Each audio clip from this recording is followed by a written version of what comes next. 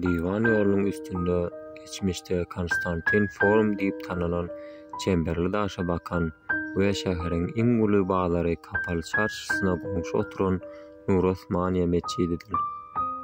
Iň köp kitapxana gurduran paşa diýip tanalan 1-nji Mahmet wagtynda gurulyp başlanýar.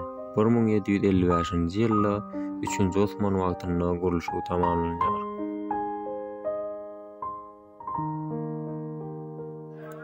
Meçidin 2 minaraly we olaryň arasyndaky kiçijik gümbezleriň bu şekilde gurulmasy meçide aýratyn öz borçly gözellik ýaratandyr.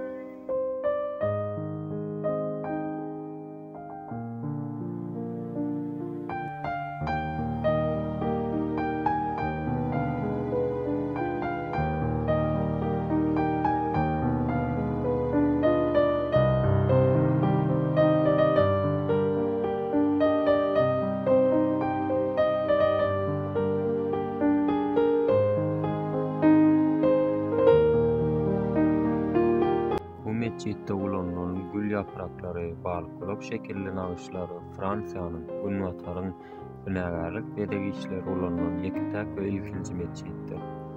Bundan öňkü gurulan meçitleriň hiç birinde bu şekilli bedegler ulanmandyr. Meçitin binägarlary Mustafa Aga we Semyon Kalfadyr.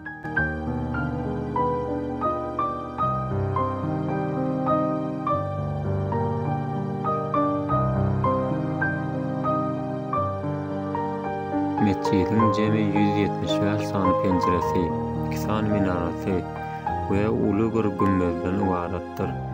Gümbediň merkezinde bolsa Nur suresiniň 35-nji aýaty Allah gökleriň we ýeriň nurudyr ýazdylar.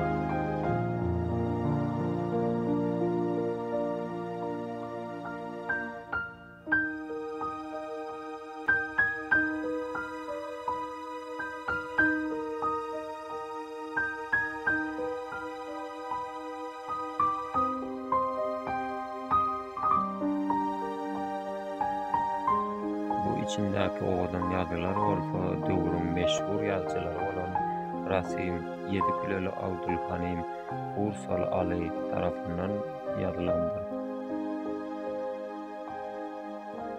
Bu diwarlardaky owadan kemer şeklinde ýazylan ýazylar bolsa Fetih suresi ýazylandyr.